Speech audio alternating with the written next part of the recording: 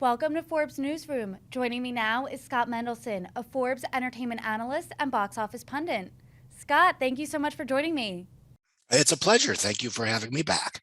Of course. So, we had a long holiday weekend, which meant more time to go to the movies. What were the big box office winners and losers this Labor Day?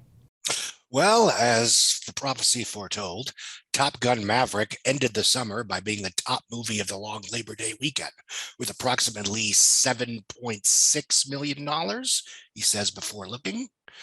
This isn't the weekend. This is the daily chart. That's not going to help me. 6 million over the Friday to Sunday and a little over 7 million overall, coming in ahead of Bullet Train with 5.8 million and Spider-Man No Way Home, which was earned a pretty decent 5.4 million over the Friday, Sunday, six and change over the long holiday weekend. It did not take it, despite it did top the Friday box office, but it was understandably front loaded.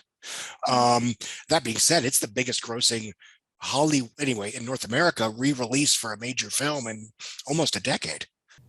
And what was the point of the re release? Because Spider Man No Way Home only came out 8 months ago. I think Sony was just filling a vacuum, trying to get a few extra bucks out of their, already successful cash cow. Um, I mean, it's not quite the same thing when they put, Morbius back in theaters in early June, almost as a joke. But it's the same situation where there's nothing new of, nothing big new coming out.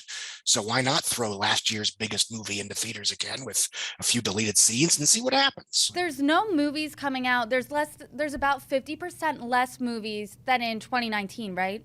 Yes, and that's the definitive problem facing movie theaters right now. The only reason we didn't have a catastrophic drop from summer 2019 is because Top Gun Maverick so aggressively overperformed. I mean, if it had done like 150 million domestic, that would have been great for a non-Mission Impossible Tom Cruise picture. But it also would have meant that, just because of that, the overall box office for the summer would have been down around 45%. Maybe closer to 40%. But because Top Gun Maverick passed 700 million and it's still going strong, the overall box office for this summer domestically was down closer to 20%, which isn't bad. But it also means that if we had a full-fledged theatrical schedule, it stands to reason that theatrical business would be on par with pre-pandemic levels. Yeah, So and the we can't. problem isn't demand, it's supply.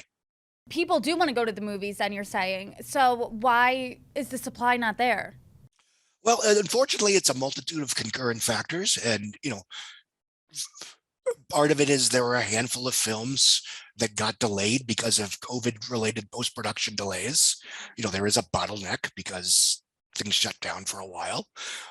Black Adam was supposed to come out in late July. It got moved to October 21st. Salem's Lot was supposed to come out this weekend. It's been moved to be determined.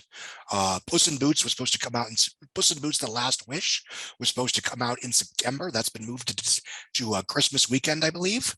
And Spider-Man Across the Spider-Verse was supposed to come out in early October. That's been pushed to next summer. Um, the other situation is that Disney now owns what used to be Fox. Now it's called 20th Century Studios and Searchlight Studios instead of Fox Searchlight or Searchlight Pictures. And they have not been super aggressive in terms of theatrical releases. There are a lot of films from formerly Fox, 20th Century, and Searchlight that 3-4 years ago would have been theatrical releases. Films like Prey, films like The Princess, films like oh God, I just forgot the name of it. Oh no, Not Okay. And the film whose name I forgot, it's an Emma Thompson picture. It's very good. It's about an older woman who hires a male escort to catch up on 60 years of sexual repression. Um, those films premiered on Hulu instead. And while, for example, Prey was very successful by Hulu standards, that's still a film that might have given theaters a little bit of a boost. It's very good. It got good reviews. It got excellent buzz. And because, quite frankly, because we have, I would argue, a year and a half's worth of evidence arguing that films that perform well in theaters do better on streaming than just theatrical premiere or just streaming premieres, and that even films that do poorly in theaters, like Lightyear, for example, do better or do best case scenario streaming numbers than just streaming pictures, then I'm of the opinion that you just roll the dice and spend whatever you need to spend in terms of marketing to get those films into theaters, knowing that at worst, the theatrical campaign and the awareness and media attention and publicity that that creates will make that film more valuable in the streaming afterlife.